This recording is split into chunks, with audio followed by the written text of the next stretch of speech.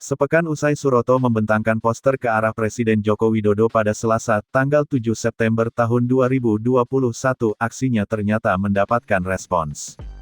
Dia dan beberapa perwakilan peternak ayam lainnya kini diundang ke istana untuk bertemu Presiden Jokowi, Rabu, tanggal 15 September tahun 2021. Suroto ketika itu membentangkan poster bertulis Pak Jokowi, bantu peternak beli jagung dengan harga wajar, ketika Presiden Jokowi melintas perlahan di Jalan Muhammad Hatta, Blitar. Pak Suroto termasuk yang akan mewakili kami menemui Presiden di Jakarta. Beliau akan bersama Pak Sukarman dan Pak Rofi Yasifun, Ketua PPRN, Asosiasi Peternak Ayam Petelur, ujar Suryono, Wakil Ketua PPRN, kepada Kompas.com, Selasa, tanggal 14 September tahun 2021.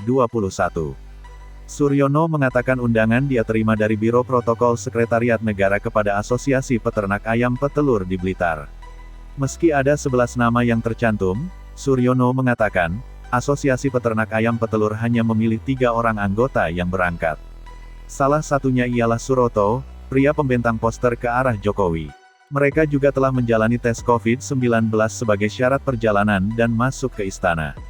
Dia berharap 3 perwakilan itu akan membawa kabar baik, yakni solusi yang tepat terkait harga pakan yang melambung hingga anjloknya harga jual telur. Peristiwa pembentangan poster di Jalan Muhammad Hatta itu ternyata membuat Suroto dianggap sebagai pahlawan bagi para peternak. Sebab dari kejadian itulah suara peternak menjadi didengarkan oleh Presiden.